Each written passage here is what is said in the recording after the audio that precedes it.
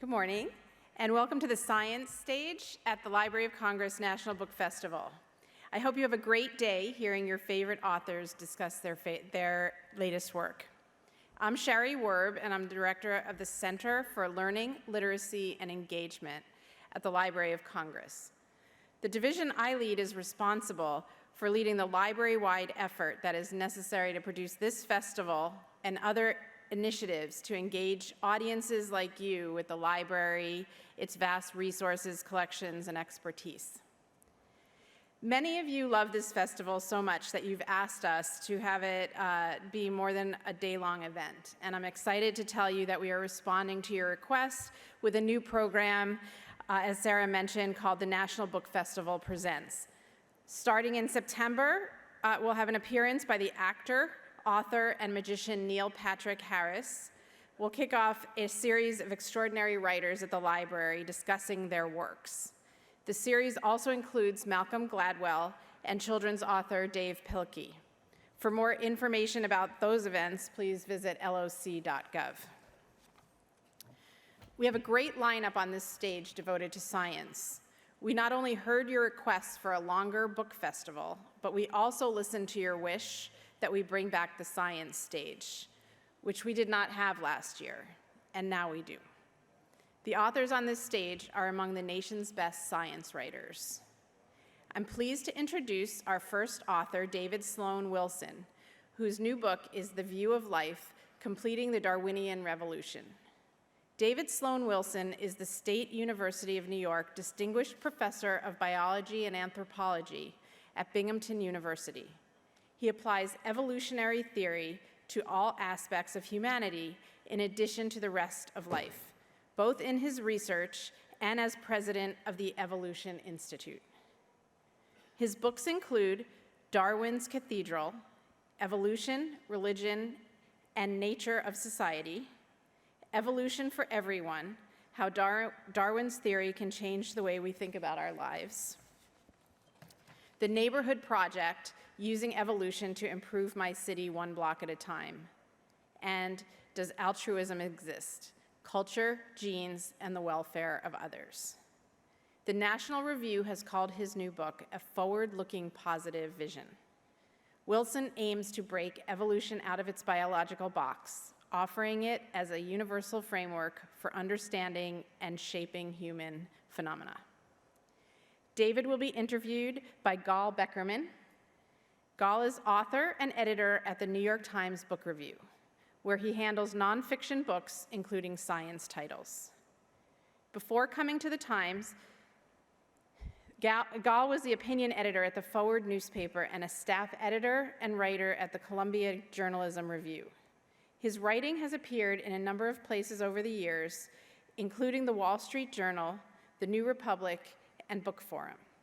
His first book, When They Come for Us, Will Be Gone, The Epic Struggle to Save Soviet Jewry, won 2 major book awards and was chosen as a Book of the Year by The New Yorker and The Washington Post.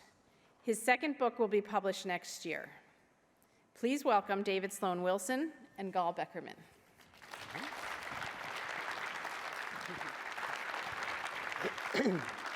Thank you. Well, let's just dive right in because we don't have that much time. That's right. Okay, well, I wanted to start first at like just 30,000 feet up, and then we'll dive down.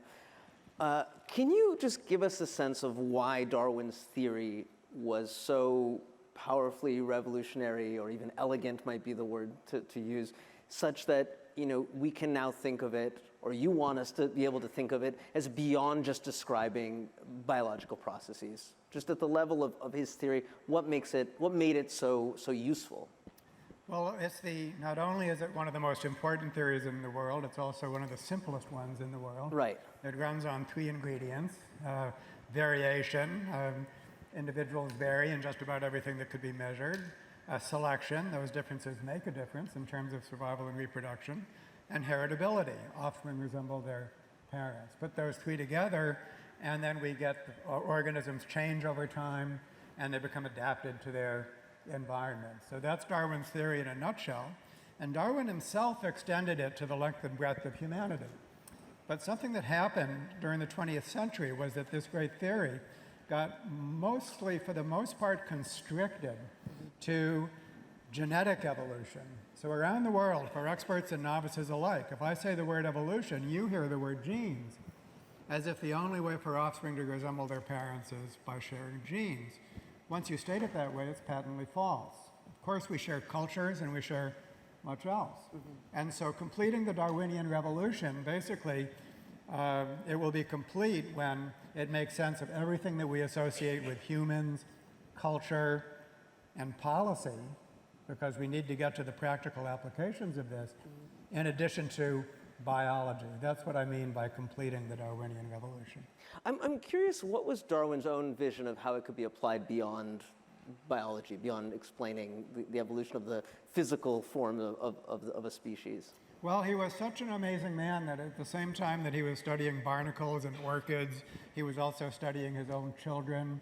He was studying, the expressions of emotions, and he thought deeply about morality, and for the most part, correctly about morality.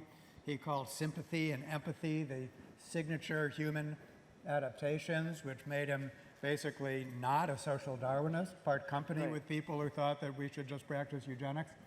And the like. And so now we also had his limitations. In many ways, he was just a Victorian and could not see past the assumptions of Victorian culture. So he thought that European culture was superior to other cultures. It went without saying for him that men were superior to women, and time had to pass before we could kind of separate out this Victorian element from the real consequences of evolutionary theory. I just want to read a sentence from early in your book, because for me, there was another kind of entry point into understanding your bigger theory. You say that, and this is something that we all know is fairly obvious at this point, but human activities now rival other living processes and non-living physical processes in shaping the Earth and atmosphere. And for me, when I read that, it struck me the degree to which, when we think about that we have to think about evolution beyond a biological process, because humans are kind of undermining or shaping, what was a biological process, human activity. So I'm curious, kind of how you see that to me it gets the crux of what you're trying to say. Right. Well, I actually begin my book by talking about Pierre Teilhard, which I'd be curious. Could we have a quick show of hands? Who has heard of Pierre Teilhard? Oh, wow. Chardin. Quite a few of you have. He was a scientist and a priest. He was a paleontologist and a Jesuit priest. He found that this was in the beginning of the 20th century. He found one of the missing links, one of the fossil skulls that connected humans with apes. But he was also a deeply spiritual thinker. And he talked about humans as, in some ways, just another species, but in other ways, a new evolutionary process, cultural evolution, which made the origin of our species as important in its own way as the origin of life. And he described first life, as originating on a barren planet and then spreading like a kind of a skin over the surface of the world until life became so important that it began to influence the planet itself.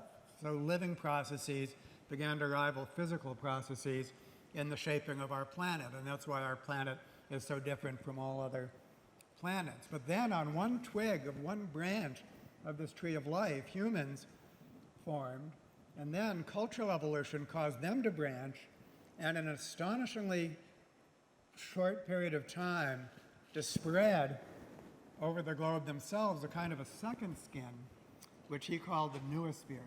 And the noosphere has a mental component in addition to a physical component. And for him, he saw an endpoint that he called the omega point, which was a kind of a global consciousness. And so that's a benign endpoint. That's basically, if that were to be true, then not only would we have this worldwide influence, but it would be a benign influence, and we would manage our own affairs, and we would act as wise stewards for the planet. So I call my book an update of the phenomenon of man, but what we have to say from a modern perspective is that benign outcome is by no means certain. Right. That's something we have we have to make as a target, and with luck, we'll hit that target. Right. But if not, then we're going to get another outcome, which is much more of a dystopia than a utopia. Right. So it's a little bit more of a fire and brimstone sermon than you might think. Right, and we've long since passed the tipping point where it's just the physical processes that we can see kind of having an influence on life on the planet itself.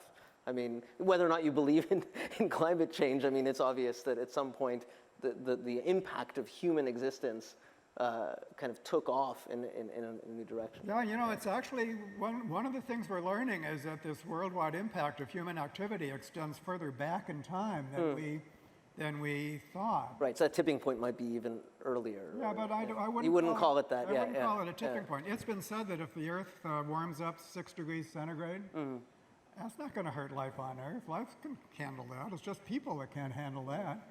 So we're not going to exterminate life Right. on Earth. But obviously, I mean, my book is optimistic, basically. I think that there's a blueprint out there for steering towards the Omega point. That's the good news. The bad news, of course, is going to be a very, very daunting challenge. Nevertheless, it helps to have a compass. It helps to have a blueprint. Right. And I do believe that blueprint exists. So let's get to that. I mean, you say that evolution is both the solution and the problem, right? Can you kind of unpack that for us? Yeah, totally. Evolution does not make everything nice. Nature writ large out there. It's not true that nature left to itself achieves some kind of harmonious balance. Evolution results in things that benefit me, not you, us, not them. Our short-term benefit, not our long-term benefit. And so, if we want to achieve our normative goals, which is basically behave in a way that's for the benefit of all at a large spatial and temporal scale, this is possible. It is possible for those pro-social behaviors to win the Darwinian contest, but only if you configure things the right way. And if you don't, then evolution will still take place. Cultural evolution and our personal evolution will still take place, but it will take us where we don't want to go. It will lead to dysfunctional outcomes. And so that's why we need to become wise managers of evolutionary processes, as I would put it. Right. Okay. So this is where you begin to get into the provocative areas of, and I need to address the kind of elephant in the room, which is, eugenics or social Darwinism. How do you answer, which I'm sure you have to all the time, the question of, the slippery slope or once you start to, as you said, configure the direction of evolution, we've had examples, crude ones of people who have thought about doing that, tried to do that, and it's ended, disastrously. So murderously. So how do you deal with that as a problematic? Yeah. There is a chapter in the book devoted to that. Yeah. And I think the most important thing to say to this audience is that this idea that Darwin's theory is exceptionally dangerous and more than other theories kind of leads you towards this dark path of social inequality actually is just plain not true. It's a sort of a bogeyman idea, which is very, very widely prevalent. But do you know that back in the day, the very first people to seize upon not just Darwin's theory of evolution, but previous theories of evolution were the socialists. The people who thought like socialists. Why was that? Because what evolution told them was that the social order is not fixed. The future need not be like the past. Right. And so we had a socialist Darwinist view. But that didn't turn out so great either. That actually preceded the social Right. Darwinist view. Right.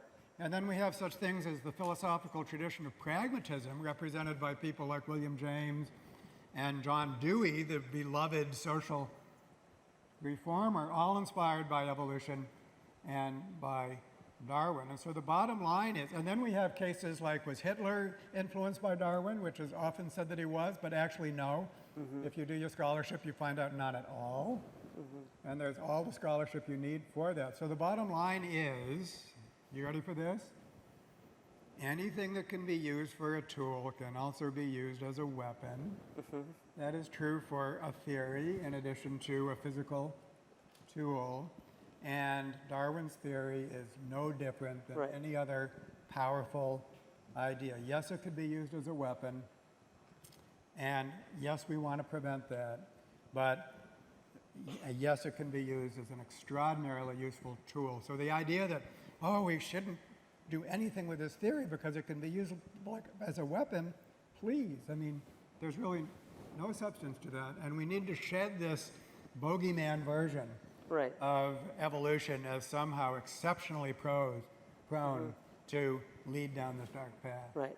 Okay, so what's the way that we can use evolution to positively impact in a pro-social way the species and our existence on the planet? And how do we, I only have examples in my head of eugenics, of people saying, let's, weed out these people because we want these type of people and breed this way. And, I'm curious to hear you talk more about kind of what's the vision of using evolution in a kind of or being proactive, I guess. Maybe that's not the word you would use, as about evolution and in terms of where we're going. So what evolutionary theory reveals is that prosociality, anything that is oriented towards the welfare of others and society as a whole, is something that does not automatically evolve. Why is that? It's because those behaviors are vulnerable to everything we call not pro-social. There's something vulnerable about goodness. And this was a crisis for Darwin, because Darwin thought that his theory could explain all aspects of design that had been attributed to a creator. And then he discovered, no, everything we associate with virtue, actually, if you think of the virtuous individual and pair them with the non-virtuous individual, it's the non-virtuous individual who has the advantage by exploiting the virtuous individual. So as I put it with the other Wilson, Edward O. Wilson, selfishness beats altruism within groups. And so how can we get altruism to evolve? Actually, there is an answer to that question, but you have to go up in scale. What you have to observe is that groups of virtuous individuals who are internally virtuous will robustly outcompete groups whose members cannot cohere. And so actually there is an evolutionary advantage to virtue, okay? But it exists at this group level, and it is undermined by selection among individuals within groups. And so as I put it with the other Wilson, selfishness beats altruism within groups, but altruistic groups beat selfish groups. Everything else is commentary. Right. So now in our effort to be pro-social and to establish basically the good society and to establish it at the largest scale as possible, we need to deeply understand what I just discussed and to realize that it takes place at all spatial scales. So in human terms, what's good for me can be bad for my family. That's the small scale. What's good for my family can be bad for my clan. What's good for my clan can be bad for my nation. What's good for my nation can be bad for the world. Every time a lower level entity seeks its advantage, then it becomes an organism, a functional entity, but it is disruptive higher up the scale, and all of our global problems are due exactly to that. Every nation is trying to grow its economy, and we're having these worldwide consequences. What's good for my nation is not good for the planet. And so if we take this seriously, then it follows that we must have, in order to solve planetary problems, the planetary welfare in mind. We must organize our behaviors with the welfare of the planet in mind. Those lower level entities still exist, but they need to be coordinated so they lead to the planetary common good. So isn't it interesting that Darwin's theory of evolution, which so many people think to lead to these dark consequences, actually leads to the conclusion is that we need to explicitly work towards an ethics for the whole world. It's quite clear about that. So that's how benign a proper rendering of Darwin's theory is. It matches very much onto His Holiness the Dalai Lama, who I'm going to be visiting with in just a few weeks, talking about beyond religion, towards an ethics for the whole world is the title of his book. So this global ethic is something that we could all kind of reach towards. And we now have a very powerful theory speaking on its behalf. So, but it starts with creating altruistic groups. Is that? And it starts at the small group level. That brings it down to earth. Can you give examples of kind of what, when you talk about groups, what are we talking about? Are we talking about associations of people doing positive things in their communities? I mean, like what constitutes the kind of central unit in what you're talking about? Right. So one of the the big take-home messages is that we are a very, very highly cooperative species. Genetic evolution resulted in a species which is capable of cooperating, typically in small groups, which were the only groups until the last 10,000 years. So in some ways, we're built and designed to be highly cooperative within small groups. And back in those days, then it's what they called a fission-fusion society. It's true for us, it was true for all time, is that we participate in many activities. Very few of them are solitary. So we do just about everything in groups. And there are many groups, and so we all participate in many groups, and in each case, those people have to work together in order to accomplish some kind of joint task. And for that joint task, that dilemma that I just described, about benefiting sometimes at the expense of the joint task, as opposed to contributing to the joint task, is this dilemma that's taking place. And so if you were to imagine all the groups in your life, or any particular group that you know well, then it could actually benefit from an evaluation as to how well that group is structured in order to prevent this kind of disruptive, self-serving kind of behaviors, which might be unconscious, or you might be very well-meaning, but still behaving in a disruptive way, and build a group that actually suppresses that so that the group functions well as a group. And one of the things that I study as a scientist is the prediction is, and the data more or less confirms, that these core design principles for having a group work as a strong, cooperative unit is needed by all groups because they're essential for cooperation in all of its forms. So, and that includes business groups, which there's a whole piece of this on economics, but maybe I'll just should stop here. We can go on. I'm curious about something else. You talk in the book about providing people with a toolkit for viewing humans through the lens of evolutionary theory. And you talk about, once you have this toolkit, you can see a lot of different, elements in kind of what we do day to day through that lens. And you even mentioned, raising children. You can kind of understand it through this evolution. Can you talk about what's in that toolkit and maybe even touch a little bit on the raising children part for self-interested reasons? I'm curious what you'd have to say about that. I mean, a major message of the book is that evolution is kind of functioning in two capacities.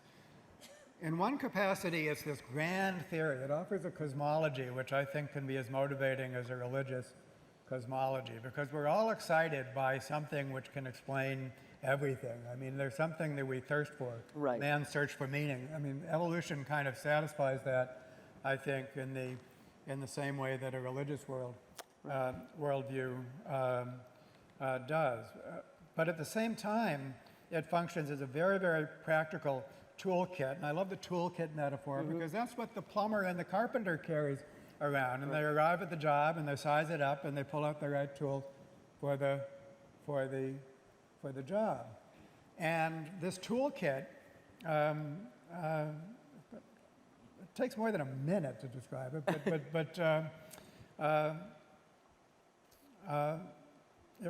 to get now another major theme is that, as Einstein said, the theory decides what we can observe. Nothing is obvious all by itself. Right. Something is obvious or obscure only against the background of your worldview, basically your meaning system, your theory writ large. And so that means that if you don't have evolutionary theory, you'll have some way of seeing the world, and it will make sense of things, and so you'll do things that make sense in terms of that worldview. That doesn't mean that it actually does make sense. And so you might be doing very dysfunctional things, but you don't know that because they're what is motivated by your worldview. And so by adopting this view of life, an evolutionary worldview, then all of a sudden, that which made sense all of a sudden becomes wrong-headed. And that which you never thought about makes perfect sense. Now we could get to something like child development. Because if you look at cultures around the world, what you find is that there is so much information that is transmitted across generations. So much of what we do is based on our cultures, not directly by our genes. And all of that has to be transmitted across generations. And do you know that happens in a way that does not resemble formal education? There's very little that resembles formal education in most traditional and certainly hunter-gatherer culture. So how does it happen? It happens more or less through self-motivated play. What happens is kids go around in groups. They're typically mixed age groups. The young kids want to be like the older kids. The older kids want to be like adults. It's the only game in town. And then the whole thing takes place by self-motivated practice and play.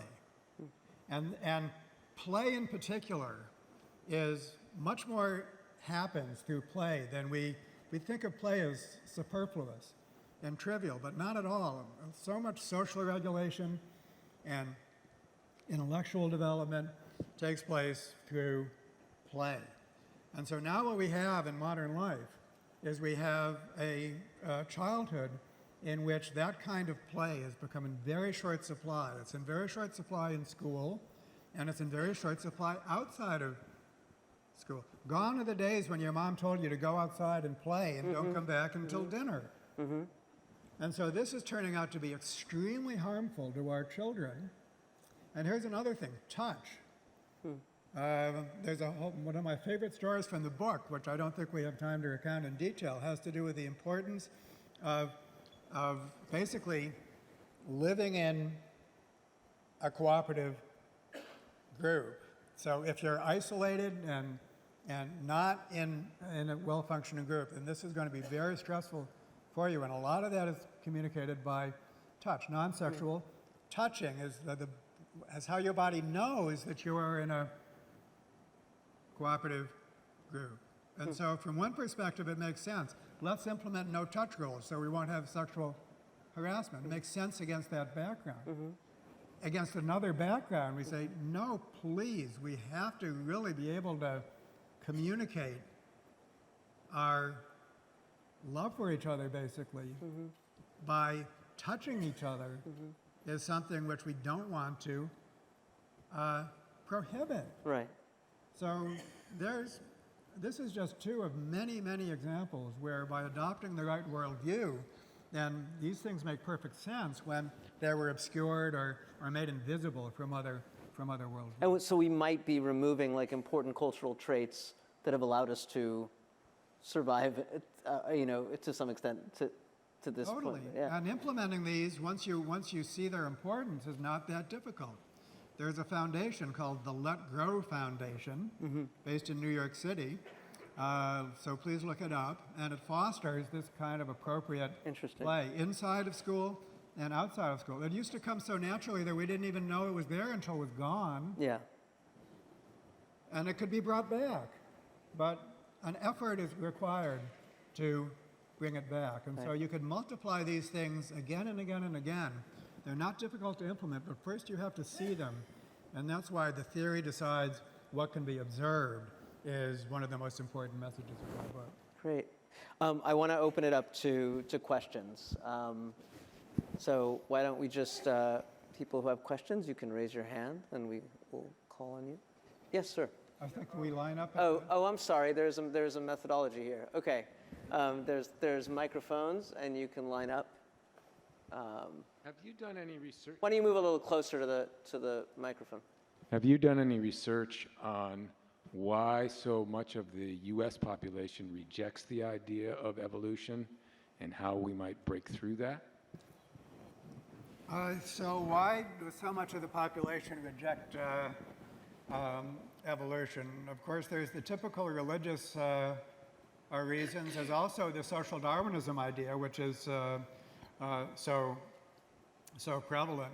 And as to what to do about it, I think that the best thing to do about it is once you understand the utility of evolution, then your stance towards it changes completely.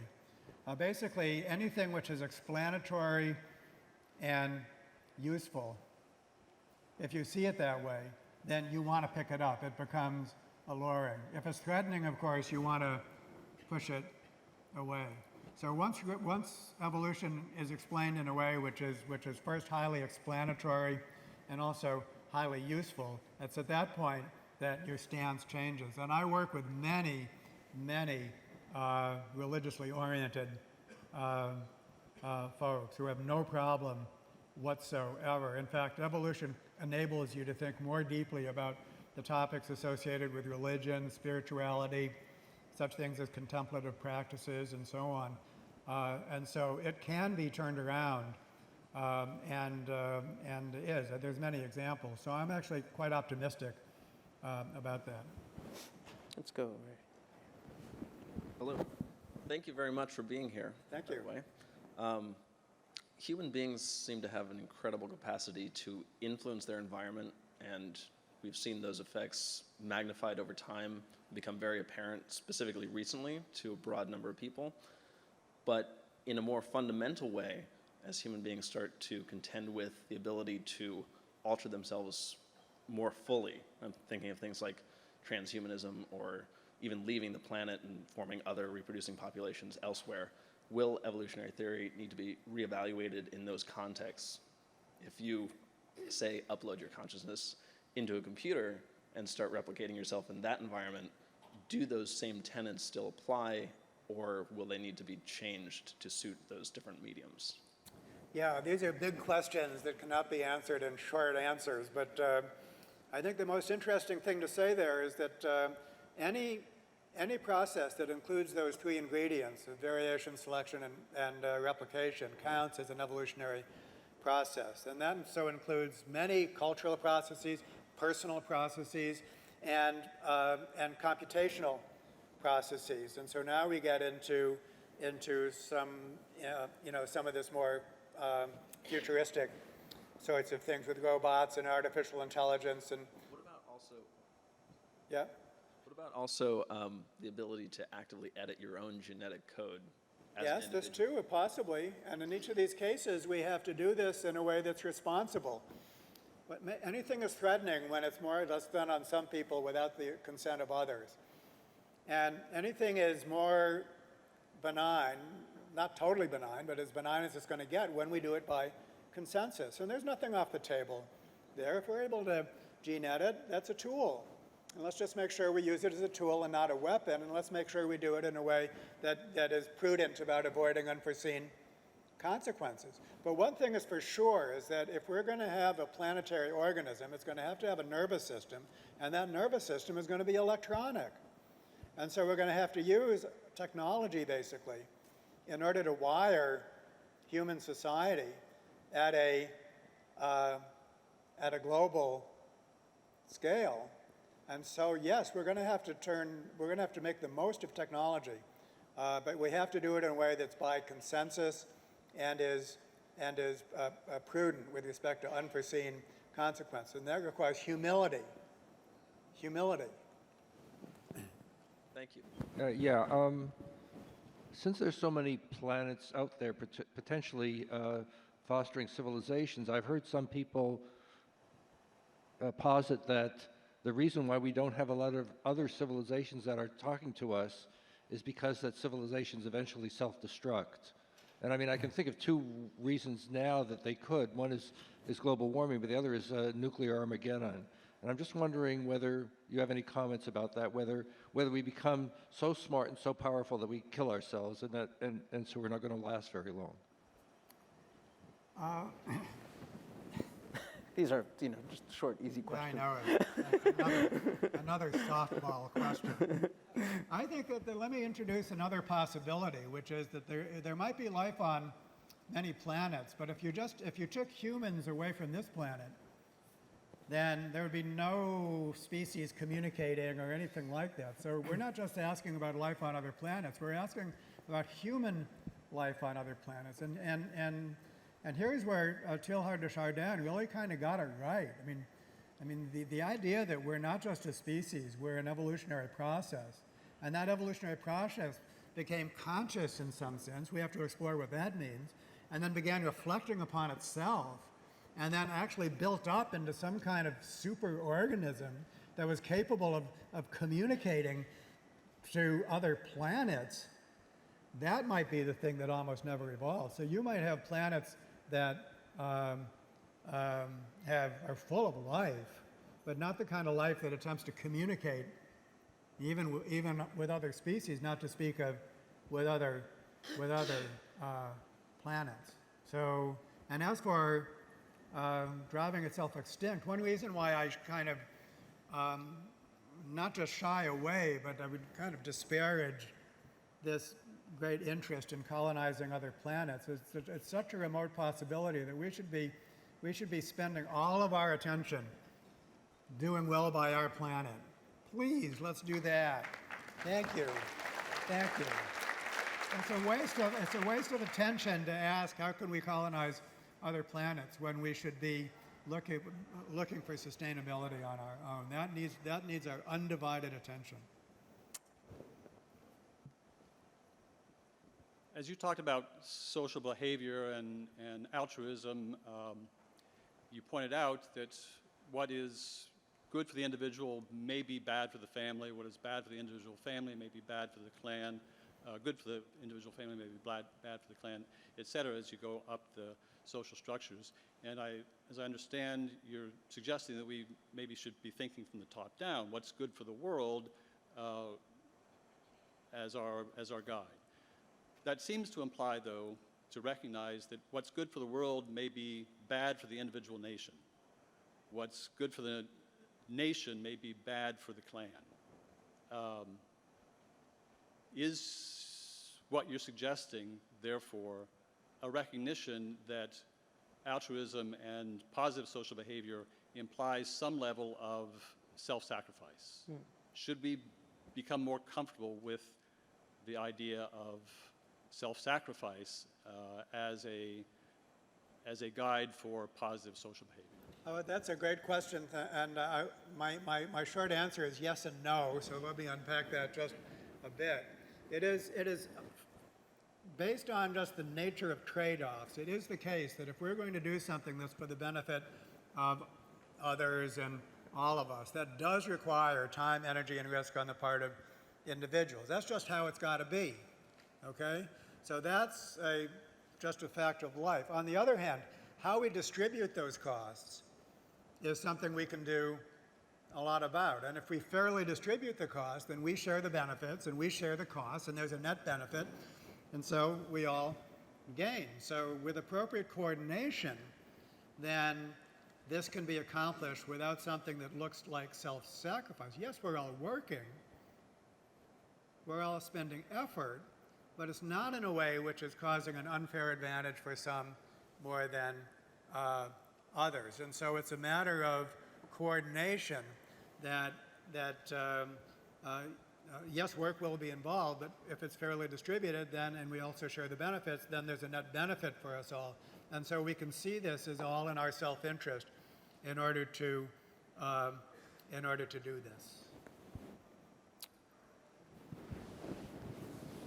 So my question is, if one spends some time thinking about various behaviors that people engage in, which don't make sense from the individual's point of view, but one can come up with an idea, a theory for why they would benefit the larger group. How does one go from that point, from that insight, well, here's something that could really benefit a group, hurts the individual, how does one go from that step to trying to determine in some scientific way whether what one has thought about can, one can find evidence that this actually reflects either cultural evolution or perhaps some type of genetic evolution? How does one make that step? Again, another big question. And I want to say this. I hope it partially addresses your question, but it also gets to something that you said, Gal, about socialism. And this gets into the kind of the economic applications. What we can say is that there's two things. We can say this quite fundamentally. There's two things that don't work and only one thing that can work. One thing that does not work is centralized planning. Why? Because the world is too complex for any group of experts to formulate a grand plan and implement it. And so experiments in socialism don't work in part for that reason. The other thing that doesn't work is laissez-faire, because it's simply not the case that the pursuit of lower-level self-interest robustly benefits the common good. The invisible hand metaphor is profoundly not the case. And so if laissez-faire doesn't work, centralized planning doesn't work, what works? What works is a deliberative process in which we target what we want to do, which has to be a global good, and we're experimental in how we try to do it, which is just another way of saying cultural evolution. We have to vary different things. We have to monitor unforeseen consequences. We have to replicate best practices. And so the whole process of cultural evolution has to be orchestrated in order to achieve the common good. And the fact that it's experimental is, once again, requires a certain humility, because we say, we don't know if this is going to work. Therefore, we have to try it out in a cautious, humble way. And in this fashion, we will evolve our futures. And we have wrapped it up. I'm afraid that is it for us. Thank you so much, Professor Wilson, and thank you all for coming.